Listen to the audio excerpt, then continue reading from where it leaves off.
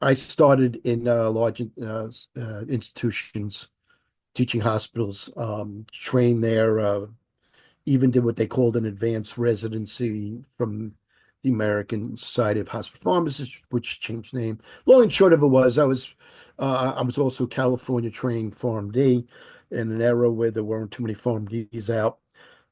So I started on one side of the fence and ended up on the other. So I was a KOL at one time. We didn't call ourselves that at all because I ran Pharmacy and Therapeutics Committee, and it was one of the largest teaching hospitals in New York. In fact, it's country. All right, the long and short of it. So I think what happened was over the years, industry knew how to shut me up, and the best way to shut me up and stop me from being disruptive, shall we say, to their needs, they had me join. Um, and so back then they called it the dark side, which was really interesting because everyone's on the dark side now. There's no one left in practice. So what that did was that opened up a whole new spectrum for me with all of our training, clinical training, everything else, and knowledge. The one thing we never learned, personnel skills, interpersonal, how do you work with the customer? Because we never really had that thought, because it was always the right answer was the important thing. The patient was the important thing, and it still is. So the long and short of it was, when I joined industry, they trained us. And a lot of what I do now, 32 plus years in, even before retiring, is all based on what I learned the first go around when I first joined. Fascinating. And it was an eye opener. It's like, wow, is that easy to interact with people to get what you want?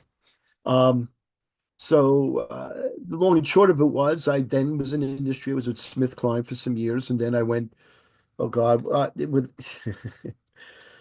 then I went to Purdue, and then I went to a few other companies, and I even went back into direct care practice with specialty pharmacy for a short while, and then came back. And throughout all of it, I was always most of the time I was in the field, either as what they called a medical liaison or any other name as it was, and also um, became director more than once, building a couple of teams, some successful, some not successful, but that's part of the game. I mean, that's part of your process. If you're always successful, you're not learning everything. You have to fail or realize there's errors, and there always was in my career. Just that what you do is what you learn from it. You take with you what you learn. And what I used to tell people, and I remember doing my interview days, what is it you do? Everything I've done and taken from where I was before is with me. I don't leave it there because what I do is a sum total of my experience, knowledge, etc. So that's where it all came from. Um, and then I spent my last 6, 7 years with Sanofi and Dupixent, which was a very rewarding time. And now I am now reached the part of my life what we call retired. But what we're doing, as you and I are talking, is I want to give back. And what I learned over the years was the ability to interact with KOLs or thought leaders or anyone else on the side of the desk or where you were, to get them to work with you, to listen to you, and you listen to them and become relationship driven. I was developing relationships unbeknownst to me, without us all knowing what the sequence was later on. I was already doing this where over the years, uh, I still have some docs that I stay in touch with, going close to 20, well, one actually almost, well, we won't say over 30 years. All right. So I must be doing something. And so it wasn't really that I thought much about it. I just had to do my job, do it right. And I always found out that, hey, you're really good at this. And it wasn't until I started building some training and really looking into this. And when I first was asked to join the summits to do this training, and I did it with a few of my smaller companies, that I started realizing, wow, this really is something different. So hopefully I did the right thing in what I said you wanted to know about. I did, and it was two actually. It was interesting because neither one were direct managers, but they were personalities and people who I was still young in either my career or whatever, that I looked up to, and both became mentors to me.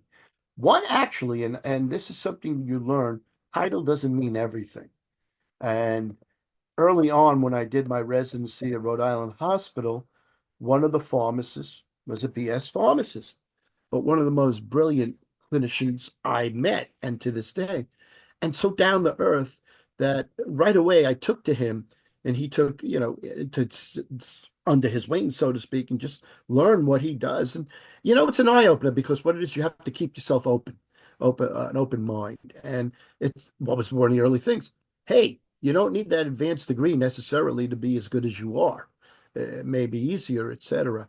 And we stayed in touch for some years. And then another one was actually when I first became first-time director. It was with Purdue, and I was assigned one of the managers, one of the directors for another division to be my mentor, official, and fantastic person. I mean, to this day, he passed a few years back. Um, so close. He read me like a book, and he was so caring and such a body of knowledge. So that's the person who really started developing the full picture, not just what you produce, but how you do it and how you talk to people and how you get things you want. And just watching him in action. A good deal of those people from around me from other divisions, especially the commercial in the sense when they knew what to do, they knew what to do. They knew how to do it, and they got their work done, and they got their achievements and their deliverables, etc., with always a degree of respect. And that was the other thing. I saw the respect go back from the doc or whoever to them at the same peer level. And Mm. so you learn early on there are a lot of nuances that it isn't just what you know, but how do you deliver it? So really what this is, and this is the older term, the stakeholder management, what we call DIPD. In other words, what are you doing? And I think if you look to the right, you're understanding the requirements and rules of relationship. And this is where we talk about now with soft skills. In other words, how do you start building and working with whomever it is you need to meet, whether it's the first time or the continuing or whatever, or you're the beginning, because it's either someone you know you need to know or you should know or whatever. And so, really, to do that, think about it. What is it that you're looking for? What are you trying to do? Understand. And this is where soft skills all comes in. And without getting into great details, so there's all, like they do in other areas, this rules of engagement. What is it that you're going to bring to the table? It's always the scientific exchange. We know that's the basis, but how are you going to do it? Right. And so that goes back to the first one. And you have to demonstrate your ability to add value. What does that mean? Is it just, we used to call spray and pray, right? Where you shoot at everything, hopefully they catch, or you walk in and act like a know-it-all? We'll get to that too. No, but what is it that you can do? So, in other words, it goes back to, and see how it all develops, goes back to the cycle is I have to understand that KOL to some degree to know what it is that they want. What are they looking for in value? Because everyone is different. And those of us who've been around or those who are working experience understand that. You just can't pigeonhole everyone into one spot. Client engagement, that's the actual. So in other words, if you look at the first three, that's your pre-planning. All of that's there. And believe it or not, you have to do that every time. Client engagement and then to develop the relationship. And what does that all come down to? Why you're doing all that, and you bring in the next slide, and that tells you everything, right? As you do all that, it's managing expectation. I think that's the critical piece there. And that drives everything you're doing from the first time you meet them to the very end or whatever, if there is. You're always managing expectation. It's it's the first thing, yes, you realize what your primary purpose is. Let's never forget it. It's that scientific exchange. Does that mean if you're there for a half an hour, it's a 30 minutes of scientific exchange? No, not necessarily. In fact, unless you're with an intensely academic, high-level intellectual who loves to discuss everything under the sun, that's not the case. By the way, I left somebody who I've known for 25 years That would be. I had to block 2 hours of my time because that would be nonstop in between with the other piece. But what is that? It intersperses with building rapport. How do you build rapport? You're a human. They're a human. You got to talk. Just be talk stupid things. The weather. Is there something out there that we can discuss? Traffic.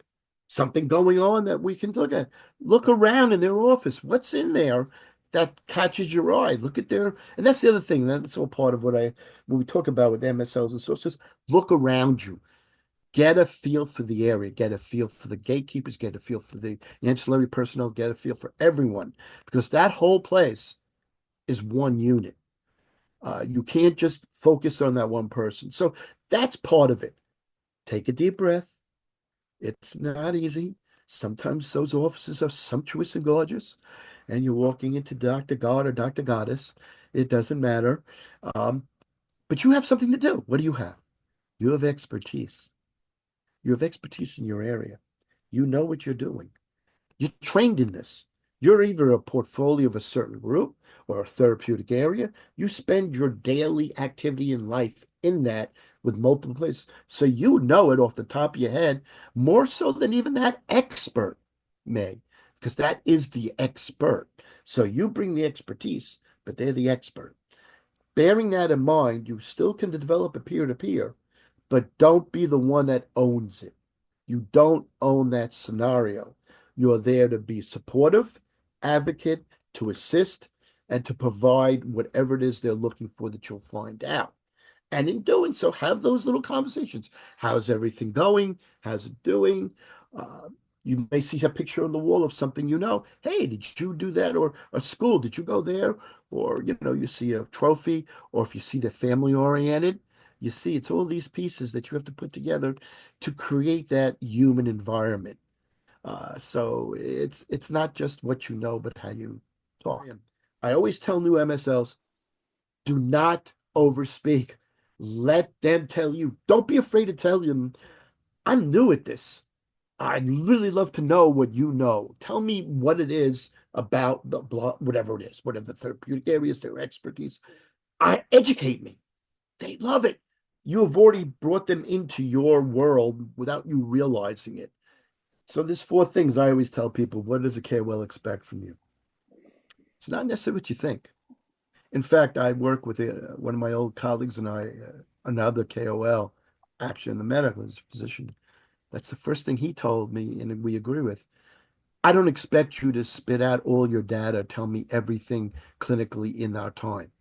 I want that, but I want to get to know you. So that's what it's about. They want to know you. They want to know how you, if they can relate and how they relate.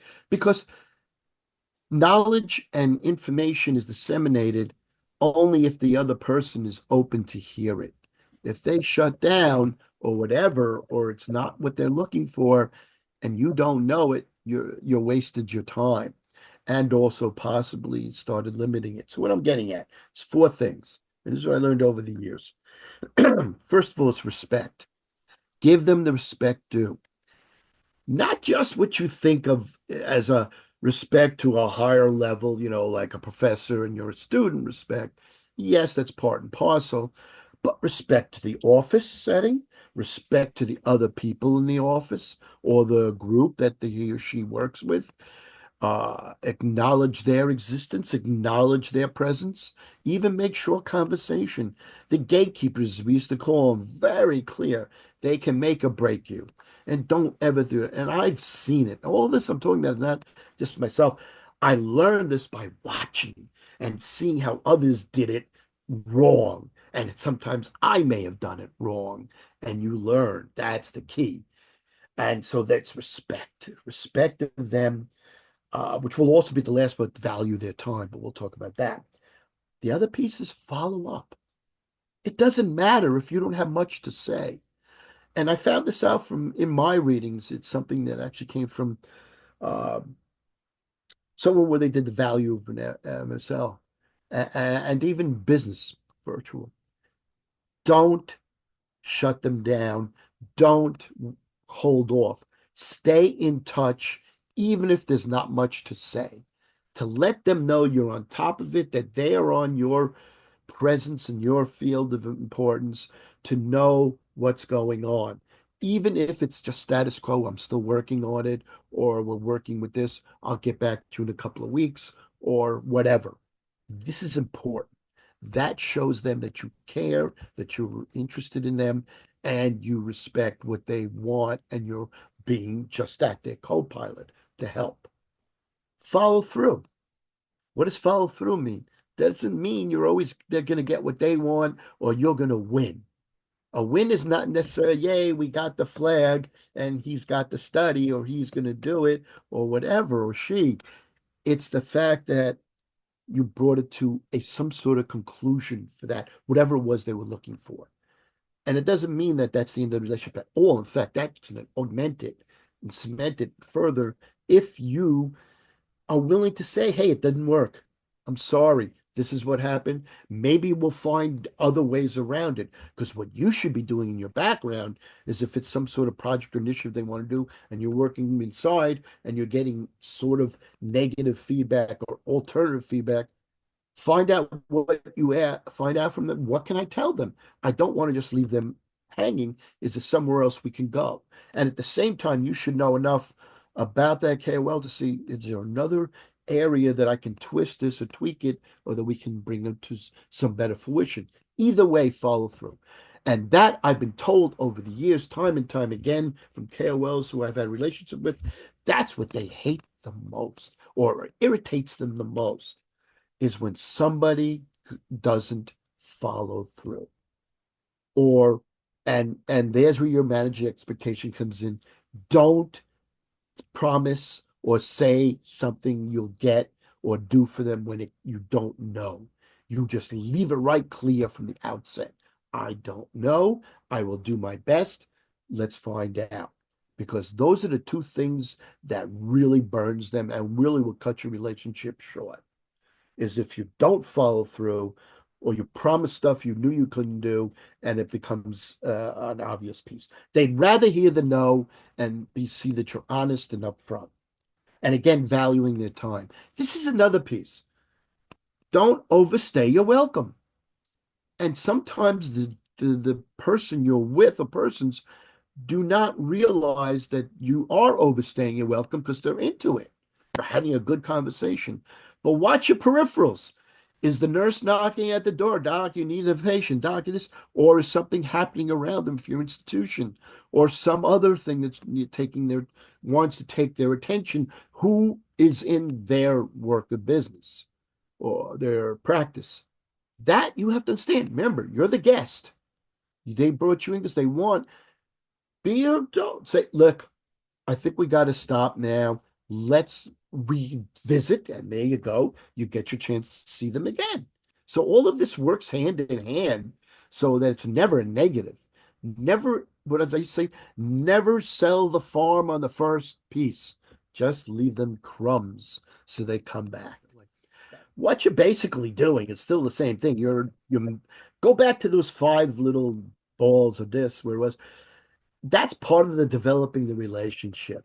The relationships are a dynamic and ongoing process. It doesn't stay stagnant and it doesn't stay stable necessarily. It should grow in different ways and shapes and forms, or strengthen or whatever. And that's part of that journey. What is it you're doing? Is this a young and up and comer that you found or someone found that you realize has potential and ability and want to help push them along, so to speak? Because as a manager, that was my whole thing, was developing. And I did it way back before anyone else. I used to say, hey, I'm just the guy sitting on the top uh, riding shotgun so I can get you to where you need to go. Right? So that's really what this is about, too. And so when you're charting the journey, again, you're not owning it.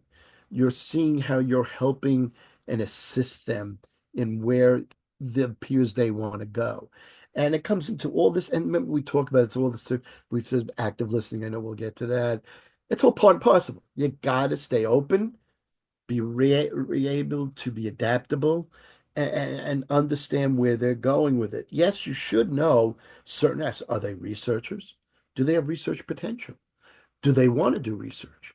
Do they want to speak? Do they want to be an advocate? Do they want to work in consensus panels or ad boards or other initiatives they may have?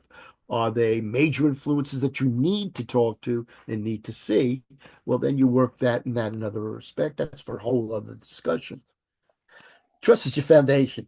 If the KOL doesn't have trust in you, you could forget it. Uh, doesn't mean you won't see them, but you'll never get too much. Trust is a two-part thing. It's a major foundation for strong interpersonal relationships. And it goes beyond just us, but it's very critical for us in the medical world where we are as MSLs of field medical people. And it's interesting as I'll go through what I'll tell you, and then I'll just a little augment it. Got to remember, it's two things. Now, this is where what you know is important, but just as important, the soft skills. You see, they're equal. They're not one is better than the other, because if you don't have one, you can't help. So now you're looking at a combination of your knowledge or your ability to giving your knowledge, but now you're into personal behaviors as well as your self-awareness. Very important. What does self-awareness mean? No, we're not talking about 20 years of therapy and you're going to get into it and know about this and that. It's knowing what how you interact with people and how people are interacting with you and how to adapt to the environment because everyone's behaviors can be different. What you're really there is not to confront. That's another thing. Again, I learned the hard way early on because that's where I came from, the world of confrontation, and we win. Um, that's not it. It's how do you get them to where you want them to be without them realizing that you were sort of maneuvering, but you weren't, and yet it was their idea, or at least you were working together. So that's where the self-awareness is. Nowhere, like I said, self-awareness, your surroundings. Is there something going on that you need to stop? Is that person even paying attention or not? And so the elements are they fall into two elements. Expertise and knowledge, there you go. That's your training, that's your background, that's your skill. That's your real what brought you in and what keeps you going. Yet, so you need to be credible, reliable, and responsive. And there's the other piece too. Believe it or not, responsive is both soft and regular. Be responsive. Don't just sit there. And if you don't know something, you tell them, I'm not sure, I'll get back to you. That's fine. No one, there isn't a person out there knows everything, including that expert across the table. Just make sure, as I said, you're following through and following up, right? Okay. Leaving that aside, what's the other one? I know this word's been overused, but it's still real. Emotional intelligence or soft skills. It's being open. It's having those conversations. It's being empathetic, understanding not empathetic, oh, I feel, I understand, but empathetic, understand the environment you're in. Remember what I said in the beginning. You don't own the situation. You have a lot to bring and you have value. You got to show that. How do you do it? What do we know? It's all in a linear pattern or single because that's how it's put together. But we all know it doesn't work that way. It's in a whirling, turning way that everything's going around at once. Just like that other slide earlier, where it's the five that are all going around at once it's there. So we know that it's a lot of interplay. What I'm talking about here is all of that. It's all happening at the same time. You're dispersing knowledge, you're looking empathetic, you're watching your area, you're being adaptable, you're conversing, you're making sure you're staying on cue, that the person's still interested, your time is still yours, that you can still do. Uh, listen, listen. Is there another way avenue going? Did you catch something else you want to remember? All these things. And those of you out there who know this, understand what we do. That 20, 25 minutes, 15, 45, or whatever it was, it can be quite wear and tear. That's a very heavy mental exercise. And that just drains you. It is energy draining. Don't laugh. I mean, people don't realize it's not like it's as if you were there in front of 50 people giving a 45-minute dissertation on pathophysiology and disease state and whatever. It's the same thing because Mm. you always want to be. at your 100 or 120%. You always want to be there. You always want to be in there, not just a part of it, but in there so that you're ready and been adaptable. So what is active listening? It's a really critical communication and leadership skill. Believe it or not. And it's funny we talk about it. It really was always there, but it was always in the underlier. Everyone just, whatever. Knowledge is king. That's what he's saying. Well, it is, but you got to watch out for the queen. She could be just as powerful. So that's where this comes in. So to effectively communicate, let's face it, we have to think about not only what we say, but how we say it. That's everything I was saying before, but also how we listen.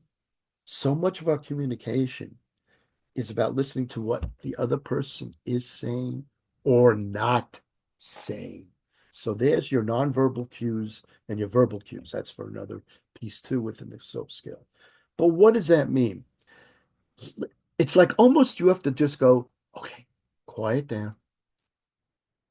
Do what you don't want to do and don't laugh. It's like we're all feeling like, okay, I got my cue. I'm listening to him, but I have to say this next, or I have to say that next.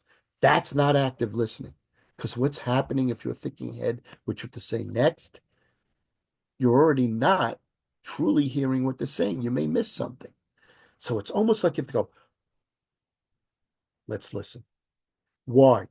Something that could be said, because you're always looking for opportunities, the areas of relatability, uh, cohesiveness, where you could go with this person or not go. It's the way they bring it up, maybe things they said. There's an interest that you didn't realize, or that we could go down, or something that you may want to bring back inside to talk about. All these little bits and pearls all come from that because you're listening. You're listening also because you may have to realize, all right, this tangent, this direction's not working. Let's go in another direction. And yes, the knowledge is there too, and you have to make sure you're reliable and credible and all that. And there are times you have to do that. So you're going to be judicious. But you got to remember that it is very important to stay open-minded. Open-minded is open your ears. Open ears, listen. Listen for any cue, statement, or nuance, and both verbal and nonverbal. So that's interesting. The ears and the eyes have to work together. Um, so it's a very interesting thing, and I'm going to tell you that was one of the hardest things I had to learn. I'm not going to make any comments because in this world, but just coming from the environment I first did before joining industry, our job was to be correct, to be right. Because if we were wrong, we probably never had another chance. Unfortunately, that's not worked in my world. So what happens is active listening doesn't exist. You, you got to be ready for the next one. That was what a mistake. And you realize that also by active listening, you're doing all the other soft skills. You're being empathetic, you're being caring, you're showing that you care about what they're interested in and what they want, that you're really reactive and receptive. All of these things strengthen relationships and build trust. This is when when we were allowed to go with reps on a regular basis back then. We worked with sales. I remember distinctly this one rep, and I'll never forget him as long as I live. Sweet guy. One of those, and folks, just so you know, in our world that we live, they always go through different ways of training and how, like as Marcus has used so eloquently to do the pitch. There was a time where they all had to go through the sales aid back to front. And some actually followed that.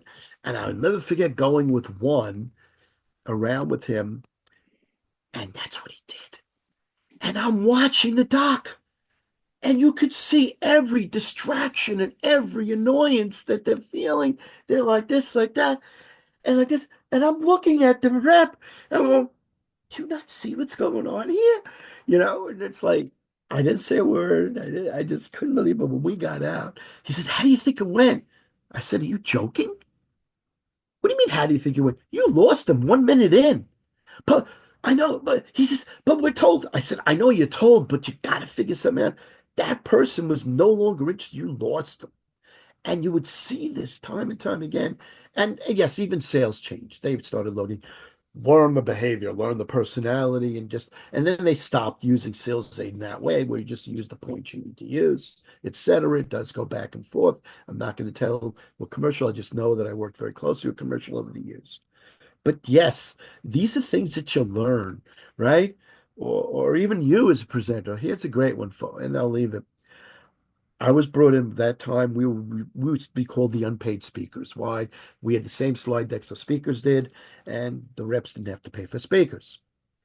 Leave it alone as it was. Believe it or not, it was not the Wild and Woolly West. We still had to maintain a degree of compliance, and etc. So I brought in, I did it lunchtime for a local hospital, and the chair was very nice. And he goes, I have to tell you, Dr. Berkowitz, you were, I do that. I think it's fair.